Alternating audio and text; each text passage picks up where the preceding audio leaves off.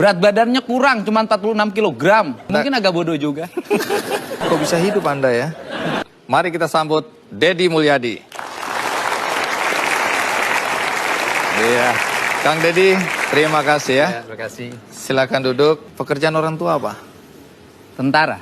Tentara. Terakhir tentara. Baik. Ibu? Ibu petani. Anda anak keberapa dari berapa bersaudara? 9. Anak ke-9? Anak ke-9 dari 9 bersaudara. Ayah Anda tentara. Ya.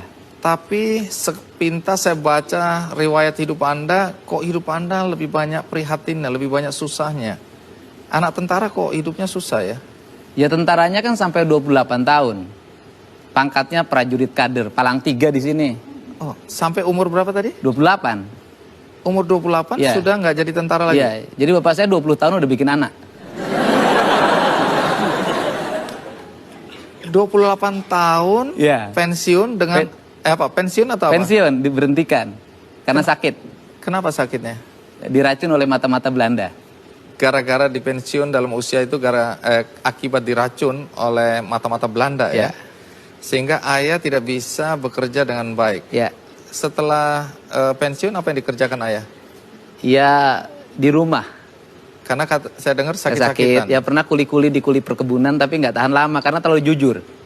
Apa yang terjadi? Ya diberhentikan oleh teman-temannya. Karena jujur. Jujur. Kok bisa? Ya karena diajakin kerjasama jual pupuk.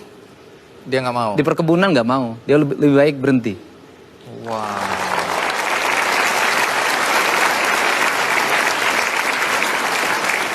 Nah setelah itu siapa yang mencari nafkah? Iya dari sawah. Ibu saya yang sering ke sawah. Sebagai apa? Ya kadang-kadang kulit tandur. Jadi ibu menjadi Kulit tulang tandur, punggung. kadang-kadang nyangkul. Sebagai tulang punggung Ketemu keluarga. keluarga. Seberapa susahnya sih hidup Anda waktu kecil dulu? Kalau tanggal muda Mm-mm. itu baru dapat ikan asin. Kalau sudah mulai tanggal 5 ke sana, garam. Dikasih bawang. Disimpan di keler. Keler itu apa ya? Tempat itu makanan yang dari beling itu, dari kaca.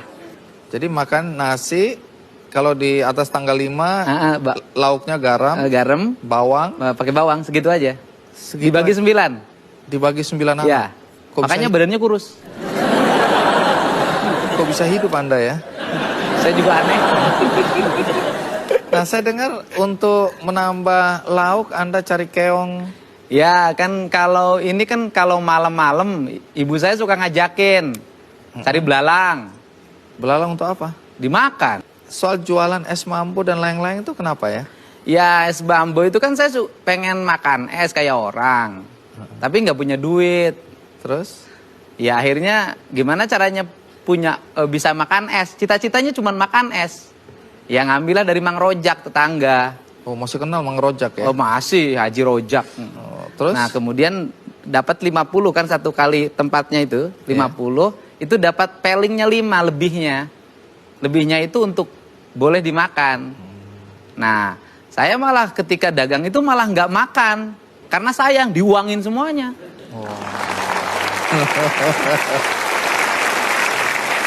Naluri bisnisnya udah mulai nih ya. Ya. Nah, jual layang-layang juga. Layang-layang waktu SMP.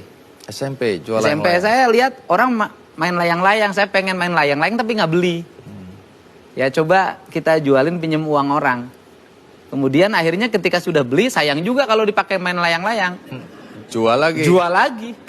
Apa urusannya kambing, cincin dan Ya.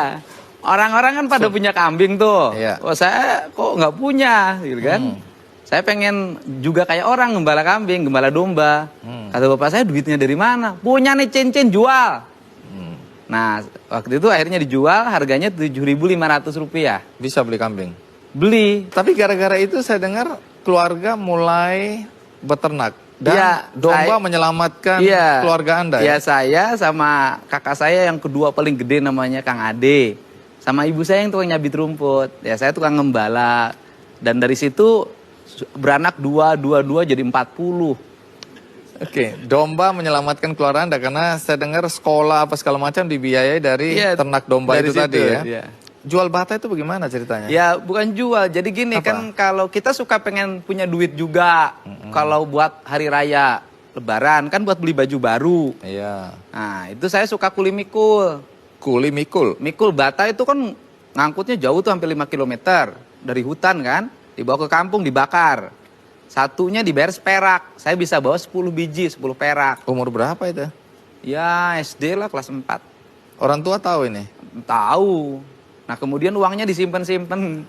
Pekerjaan Anda sekarang apa? Jadi bupati.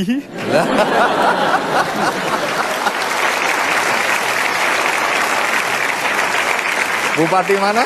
Purwakarta. Bupati Purwakarta. Bukan cuma satu periode juga, tapi ini periode Yang kedua. Kedua.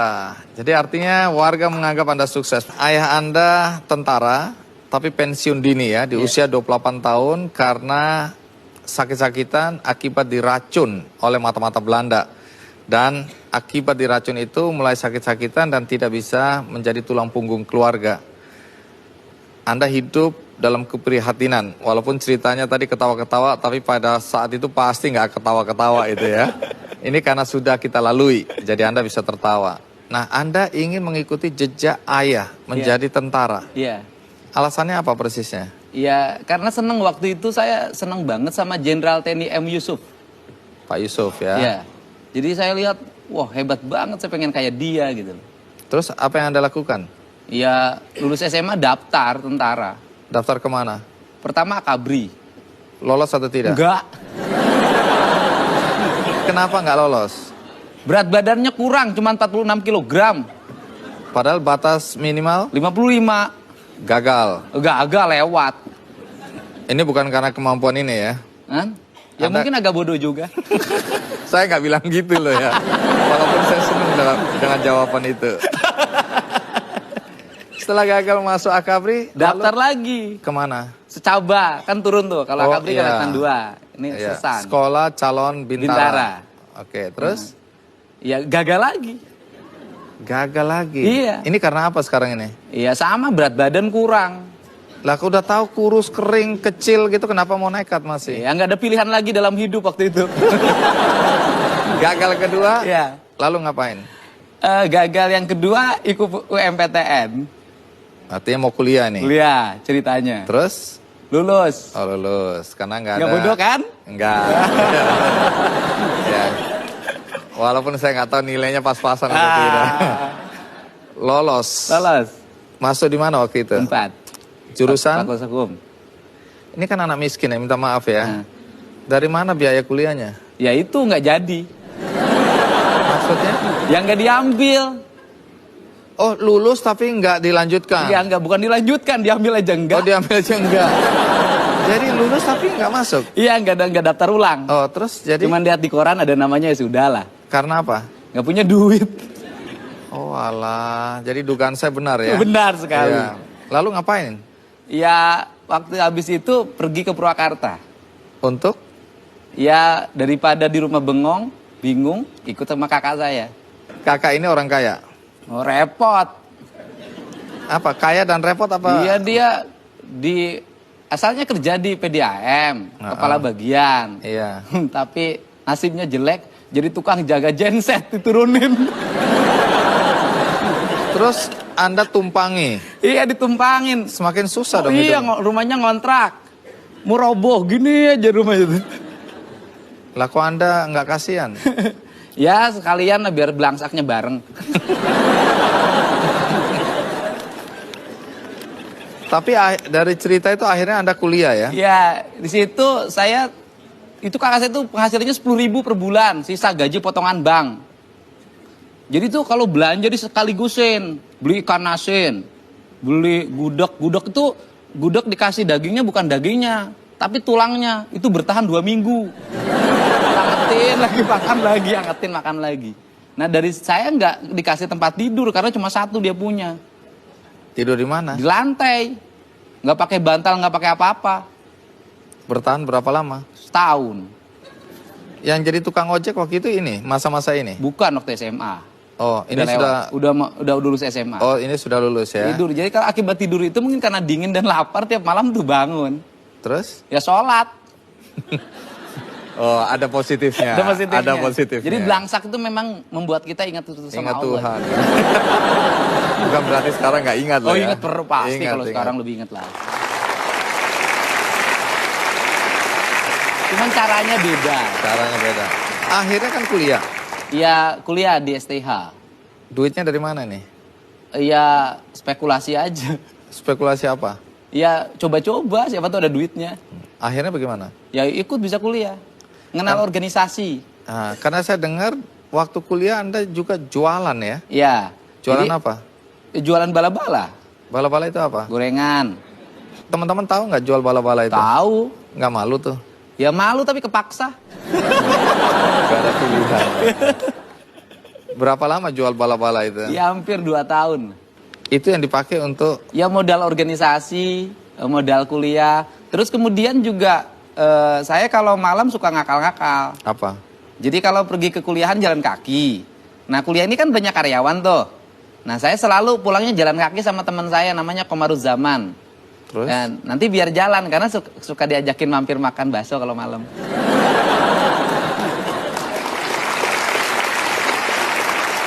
Itu strategi untuk bertahan hidup. Iyalah, gimana caranya hidup gratis gitu loh.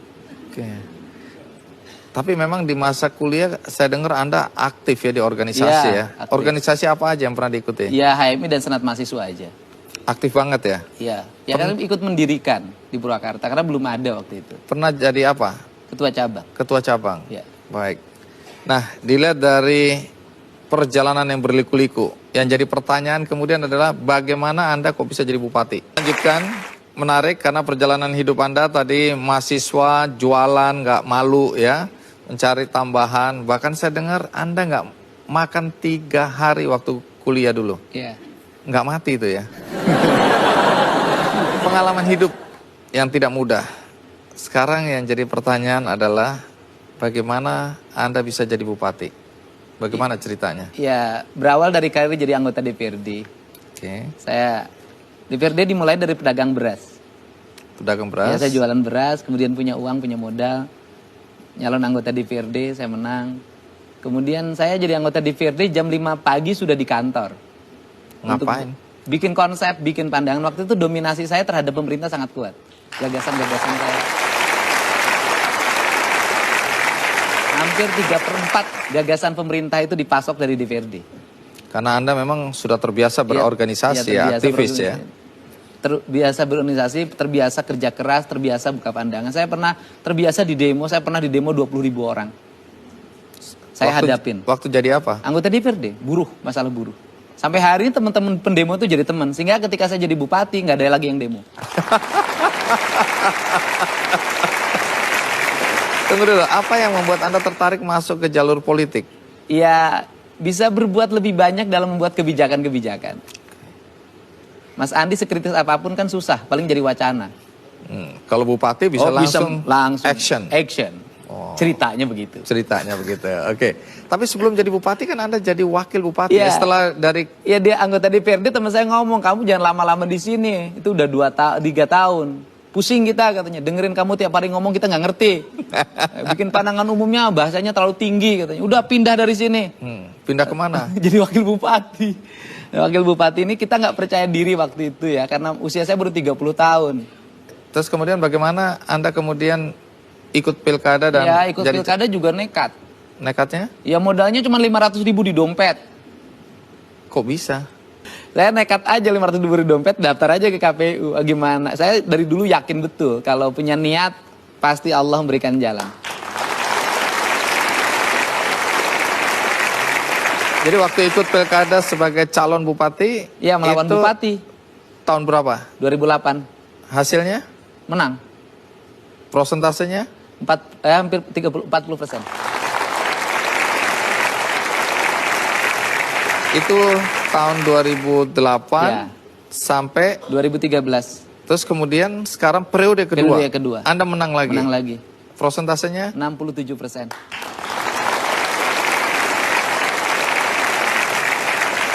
Apakah pernah terpikirkan seorang Dedi kecil untuk menjadi orang nomor 1 di Purwakarta waktu itu? Gak terpikirkan, orang kabupatennya juga beda. Saya pernah pengalaman yang unik. Waktu SMA, saya senang pakai baju putih-putih. Nah, kakek saya kan meninggal. Kemudian saya lewat ke depan orang. Maaf ya, ini bupati mau lewat. Oh, jadi dari Waktu kecil SMA, Anda dibilang kelas 2, gitu? Iya. Bapak saya marah. Ngomong sembarangan aja, bupati mau lewat. Apa katanya gitu. Wah. Tapi ayah Anda sempat lihat Anda jadi bupati? Masih ada. Cuma Sampai nggak ikut di rumah. Wow, Udah jadi tua. apa yang dia bilang dulu, sekarang ternyata anaknya jadi bupati beneran? Iya, katanya nanti lebih lagi. Amin. Amin, amin, amin. Anda dianggap sukses ya, memimpin Purwakarta. Yang tentu kita ingin tahu apa yang Anda ingin lakukan ketika Anda terpilih menjadi bupati. Bisa cerita apa yang... Melayani seluruh masyarakat miskin terutama, sehingga saya buat kebijakan itu sekarang pendidikan gratis untuk seluruh rakyat, berobat gratis untuk seluruh rakyat, dijemput pakai ambulan ke rumahnya, diantar ke rumah sakit. Rakyat boleh SMS, boleh telepon dalam setiap saat pada saya ketika ada kesulitan. Sehingga istri saya tahu HP saya hidup 24 jam. Saya kalau tidur bangun, kalau ada SMS, saya jawab. Karena banyak sekali tengah malam rakyat ke rumah sakit kelas 3-nya ngakunya penuh direkturnya. Itu saya suka langsung telepon, saya tanggung jawab. Kalau nggak ada APBD-nya, tagih pada saya pribadi. Saya bilang rumah saya masih cukup untuk dijual. Anda menjadi bupati relatif dalam usia yang masih muda ya. Sekarang masih 44 tahun, udah periode kedua. Adakah pesan yang Anda bisa sampaikan kepada generasi muda untuk mengikuti semangat Anda, anak miskin yang kemudian bisa menjadi bupati? Setiap orang punya harapan. Tidak ada kata miskin, tidak ada kata kampung, tidak ada kata tertinggal. Yang ada adalah kita setara siapapun, dengan siapapun.